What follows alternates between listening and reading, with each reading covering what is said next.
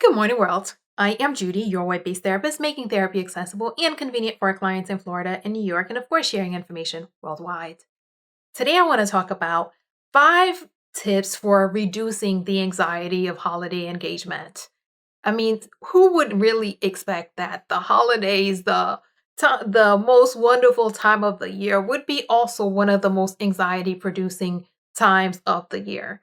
And one of the reasons for that is that during the holidays, we tend to be about around people who know us, people that who are closer to us, people who, because they know us, feel they are in a good place or even entitled to speak about certain things about us that we may not necessarily want to talk about, or bring up things that don't necessarily, yeah, conversations we don't exactly want to engage in, but they know us and their family, so they feel that, yeah, they can have that. And of course, they that brings up a lot of anxiety for some people. So today we're talking about 5 things that you can do, or 5 things you could do to help diffuse that anxiety. But before I get into that, I want to take a quick moment and say, if you are subscribed, thank you so much for being a part of our wonderful world. And if you're not yet subscribed, please click the subscribe button below, and so that you can become a part of this wonderful world of ours. And remember to tick the bell so that you are notified when I post new videos so that you don't miss anything. And of course, if you'd like to purchase 1 or 3 of my books, there's also a link below that will take you to a site that shows you all your different options of places where you could get 1 or 3 of my books. Okay, so let me get back to it. One of the first things that people should do is evaluate where and with whom you are spending your time. A lot of times we have these expectations, we have these requirements or obligations, I would say, of, hey, I have to go do this, I have to do that, I have to go there, I have to do this, I have to do that. And all these musts, all these shoulds add a lot of pressure. And it's important that you're allocating that limited amount of time that you have into places that bring you joy, or at least that are not going to cause more anxiety or make you feel worse or make you feel bad about. Because a lot of times the stuff that people make us feel bad about are things that we felt comfortable with, we were okay, we were good with. But once we get into these places or these situations where people start talking about certain things, they make us uncomfortable. So once we start planning on going there, the anxiety starts to build. But we need to evaluate, because some people, yes, you like, maybe your parents, you want to make sure that you visit, maybe your siblings or something. But there are some people, there are other places in your life where, hey, maybe your friends from high school who are not exactly contributing positively to your life, whenever possible.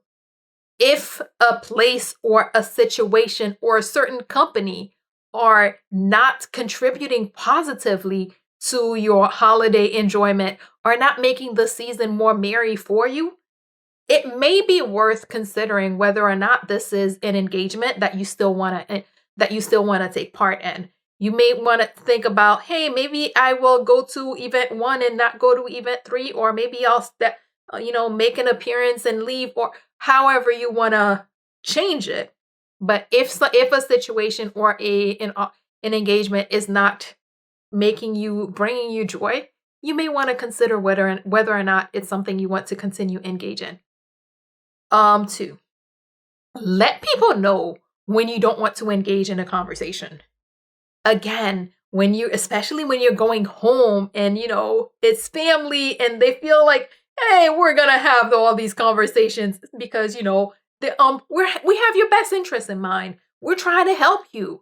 People want to have conversations about things that their expectations, what they think your life should look like, what they want, or maybe they want to have conversations with what happened or what didn't happen, things that you may not want to talk about. When that is the case, someone is bringing up something you don't want to talk about, it's okay to tell them, hey, I do not wish to talk about this. Whether you're telling them this in hey, this makes me uncomfortable, or this is causing me anxiety, or, yo, this ain't none of your business, we're not going to talk about this. Whatever the way you want to have the conversation, it's okay to let people know when they are bringing up a conversation that you do not wish to engage in, and make sure that you're clear about it and let them know so that and give them the opportunity to stop the conversation. And of course, if they choose to continue with that conversation, you can always let them finish it by themselves.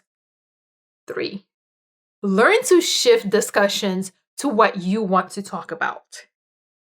A lot of times, especially when people go home for the holidays, you have people wanting to talk about, I know one of the things a lot of times women, sometimes parents or moms, I should say, more often expect that, daughters in their 30s are looking at marriage and having children.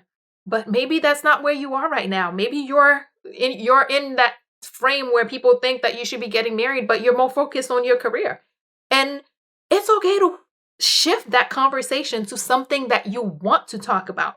You may not be in the place of, hey, I want to talk about marriage and children, but you have something exciting going on in your career. Maybe you want to talk about the promotion you just got. Maybe you want to talk about all the new business that you're bringing to your organization, or the exciting stuff that you're doing. Shift conversations, especially shift unwanted conversations to things that you want to talk about. So if you go home for the holidays and people want to talk about stuff that happened or stuff that they expected that they have not seen, bring up stuff that's going on, stuff that you're excited about, because before you were going home, those things were exciting you. Those things you were happy about. So make sure that when you want to shift the conversation, bring up those good, happy things that you're going to be excited to talk about, instead of those things that people are going to want to talk about that makes you kind of shrink a little bit. 4, take ownership of the life that you have. We create the lives that we have. We choose the lives that we live. And sometimes it may not be the expectation of other people. But just because it's not what someone else expected you to be, just because it's not where someone else expected you to be, does not mean that it's not good. When people try to shift or pigeonhole you into something other than where you are, take ownership of what you have, because especially when you're happy with your life, this doesn't mean that you don't want more. This doesn't mean that you may not want something else. You may not want to add more to your life. It just means that, hey, today I'm happy with my life as it is, and I will not allow someone else to make me feel that it is not as exciting as I thought it was before I got here and people started having this conversation. Take ownership, enjoy and be comfortable with where you are, so that when other people start to make you feel or try to talk about it in a way that is as maybe your life is incomplete because you're not where they expected you to be, or maybe your life is not as great because you're not doing what they think you should be doing. That way you're more comfortable with it. That way you're better able to say and stand up and, tell them, no, this was your plan. Go follow your own plan. I am following my plan. So take ownership of the life that you have. 5, highlight and celebrate the things that bring you joy. During the holidays, when you're seeing and talking to a lot of people that you may not have seen in a while, they may not know all the good, exciting things that are going on in your life. They may not know all the exciting things that you want to celebrate in your life. So it's important that you continue to highlight those things, those things that you're happy about, those things that you're excited about, and celebrate those. Because when you do that, you're in a better position to share them. When you're feeling good about something, it's easier to share it with other people. When you're feeling good about something, it's easier to tell people, hey, this great thing is going on in my life. This great thing is happening. And what that does is it puts you in a better mood, in a better mind space, so that when people start bringing things up that you don't want to talk about, because you're already in such a good, happy, excited place, you are in a better place to handle their stuff. But it also makes it's easier it's more relaxing when you're celebrating, when you're highlighting the things that you're happy about, when you're focusing on the things that are, the things that are peaceful to you, the things that excite you, the things that give you the positive energy, the positive, excitement. So it's easier to deal with their stuff when you're coming from a positive space. Okay, so let's do a quick recap. 1, evaluate where and with whom you are spending your time, because sometimes the people around us don't necessarily contribute to us having the most joyful time. So if it is possible, or when it is possible, you may want to consider whether or not you want to be in some of these engagement, or whether or not you want to be at some of these locations or with some of these people. 2, let people know when you don't want to engage in a conversation. If someone is bringing up something that is not a pleasant conversation for you, a conversation that you don't want to continue, that you don't want to engage in, it's okay to tell them, hey, I'm not talking about this. I don't want to talk about this. You can be as polite with it or as abrupt with it as you need to be to get the person to understand that, hey, we're not having this conversation. 3, learn to shift discussions to the things you want to talk about. Because while people may want to talk about their expectations of your life, there are other things going on. There are other great things going on in your life that you want to talk about. So learn to shift their conversations to the conversation you want to have. 4, take ownership of the life that you have. Your life is good. Your life is great. Your life is awesome. Your life is exciting before you get into these conversations of people trying to diminish or making it feel like it's not it's not meeting a certain standard that they have set. So take ownership of the life that you have, because when you take ownership of the life that you have, it's a lot harder for someone else to make you doubt or question, the life that you already have.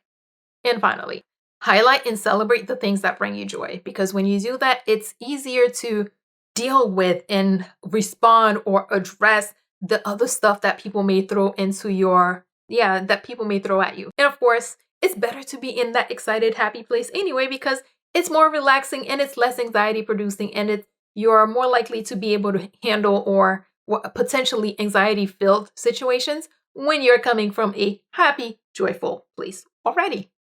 As always, if you or someone you know happens to be going through something that's more than you can handle, please remember that there are professionals like myself who are available, able, and willing to help, who can assist with whatever you may have going on. So please figure out who those people are in your community so that if you need them, you can reach out and get the help that you need.